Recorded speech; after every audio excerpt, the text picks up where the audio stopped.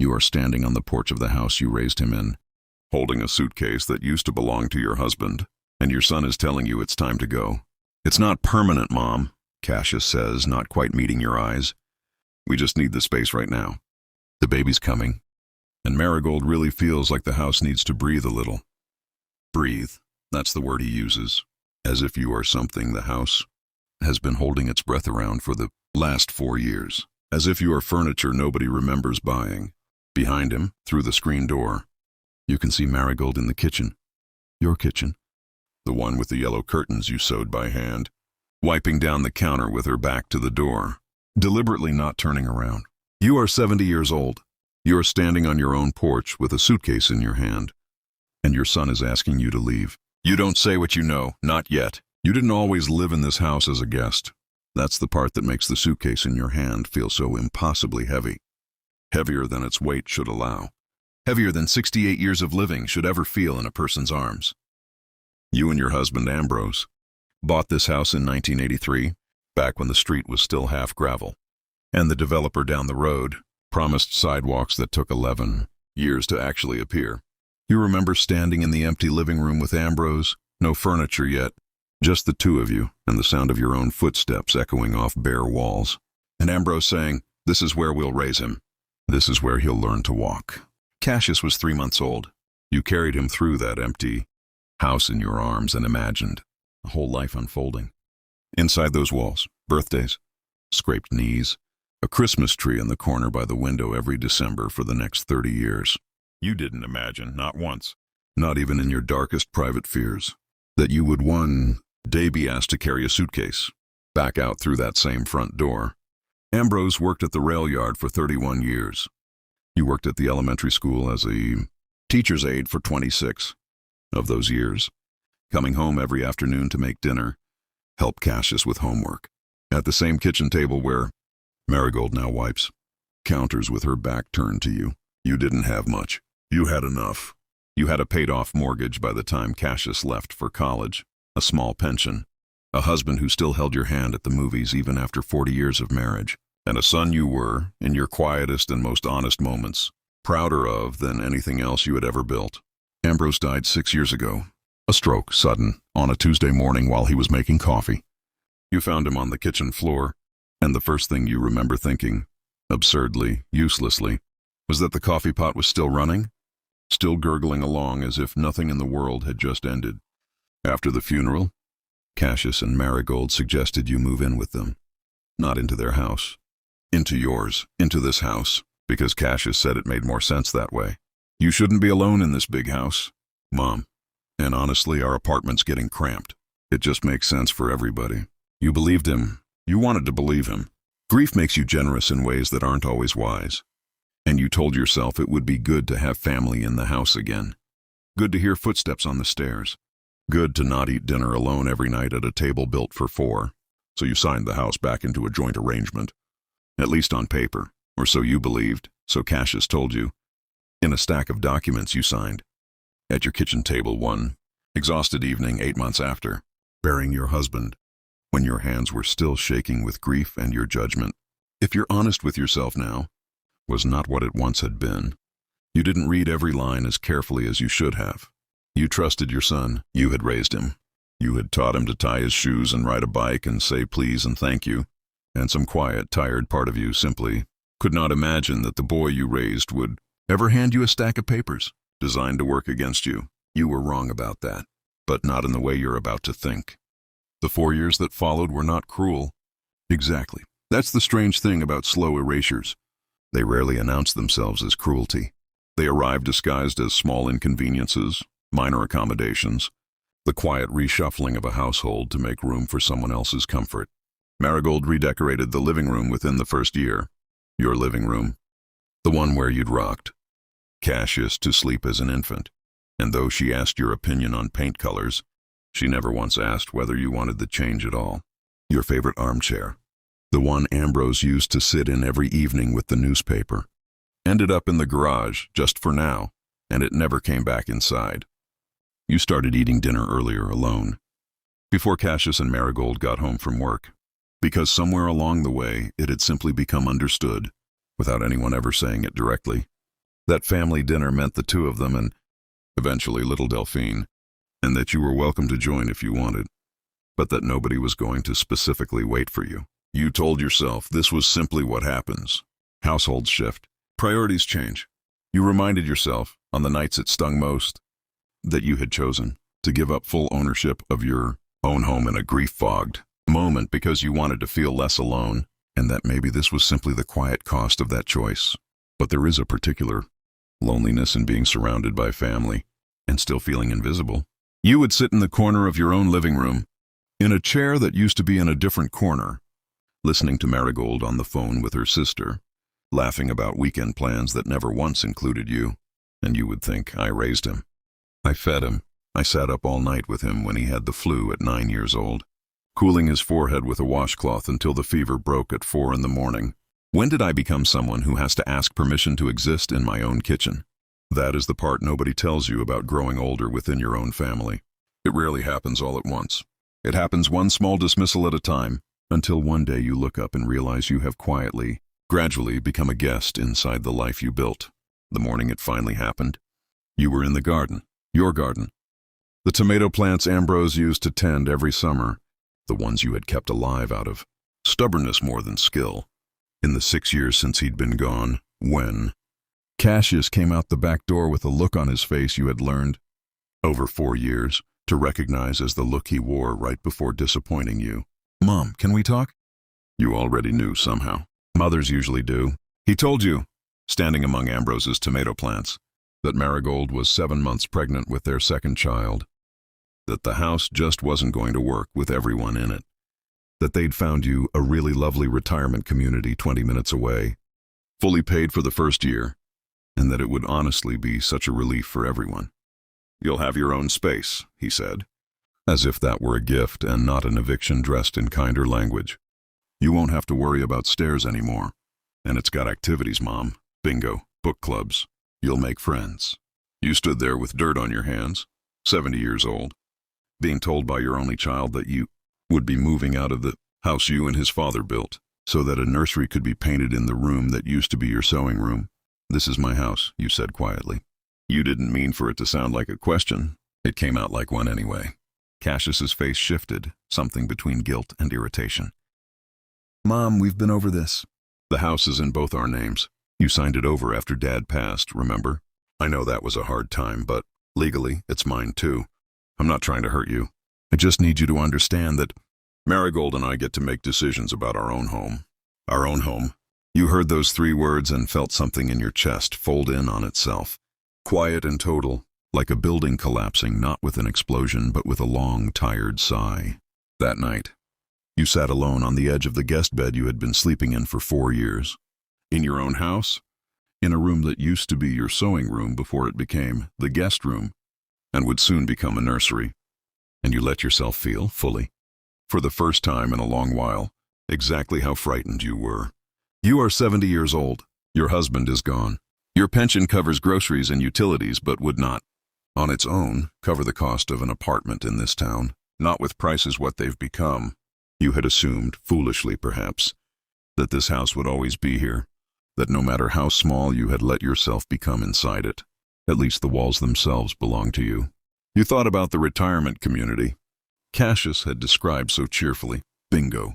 Book clubs, a small room with your own space, 20 minutes from the house you'd lived in for over 40 years, 20 minutes from your granddaughter Delphine, who was 5 years old and still asked you every Sunday to read her the same worn picture book about a rabbit who loses his way home. You thought, maybe he's right. Maybe 70 is simply the age where you stop being someone people build around and start being someone people find a place for. Maybe you had already taken up more space, for more years than you were entitled to. Maybe the kindest thing, the least burdensome thing, was to pack the suitcase, thank your son for the generous arrangement, and disappear quietly into a small room with borrowed furniture, the way so many women your age eventually do. Not because they want to, but because somewhere along the way, they stopped believing they had the right to want anything else. You cried that night in a way you hadn't cried since Ambrose's funeral.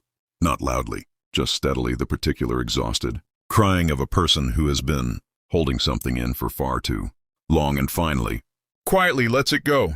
And in the morning, red-eyed and hollow, You called the one person who still, after everything, made you feel like your voice mattered. Fenwick Applegate had been your neighbor for 38 years, ever since he and his late wife moved in 3 houses down with a moving truck and a golden retriever that used to dig up Ambrose's tomato beds every summer.